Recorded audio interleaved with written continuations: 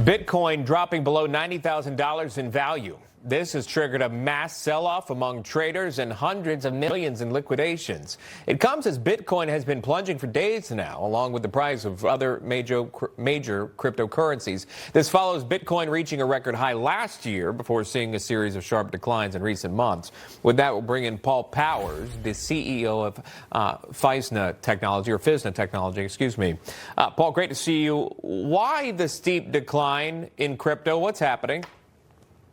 So what's happening with Bitcoin actually isn't all that complicated. It's the oldest story in finance. People are borrowing money, which if it works out, makes you feel like a genius. But when it doesn't work out, it can backfire, right? So they're using leverage, and leverage is a very powerful tool, especially if you really understand it. Unfortunately, in the crypto world, we see a lot of people who don't truly understand what leverage is and how it works. And what people don't realize about crypto is that once prices hit a certain level, you basically get a chain reaction, a mass sell-off. So it's actually not necessarily that there is a massive sell-off. It's just once you hit a certain triggering point, like a certain price, all these different funds are liquidating at the same time, causing it's basically a domino effect. What does this mean, though, for crypto in general? Because obviously, when you think crypto, many think of Bitcoin. That seems to be the indicator that most watch, especially if you're not in the investing field. You watch Bitcoin. But what does it mean? Are you concerned about volatility for crypto in general?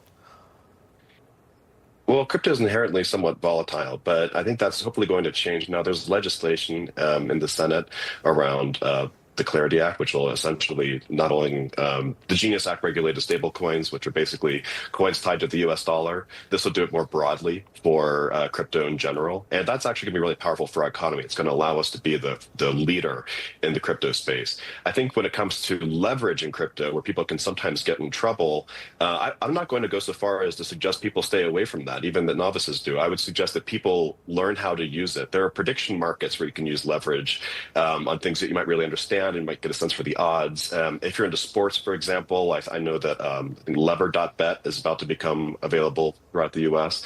If I believe that's correct. And so, you might learn to use tools like that to understand how leverage works and kind of how the odds work out in real life before putting a lot of money into a crypto bet that might end up wiping you out if you're not careful. Yeah, got to be very careful. A Johns Hopkins economics professor is trashing Bitcoin amid the turndown. We have it here.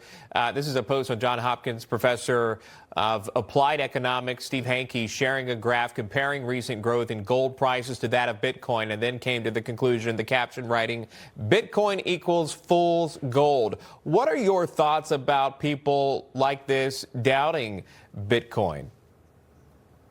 I think what he's saying there is not that Bitcoin is necessarily a bad thing or that it's foolish to put money into Bitcoin. I think what he's saying is that compared to literally gold, sometimes when there is economic volatility or a high risk, people still do view gold as the safer place to put their money in the interim versus crypto, right? Especially Bitcoin.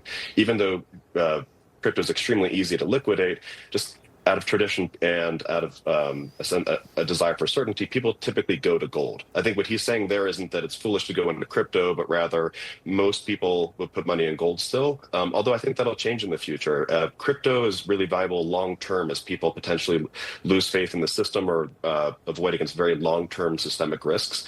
But for short-term volatility, gold is still the preferred standard. All right, Paul Powers joining us with that. Great talking with you, Paul. Thank you for that. Likewise, thank you. You got it.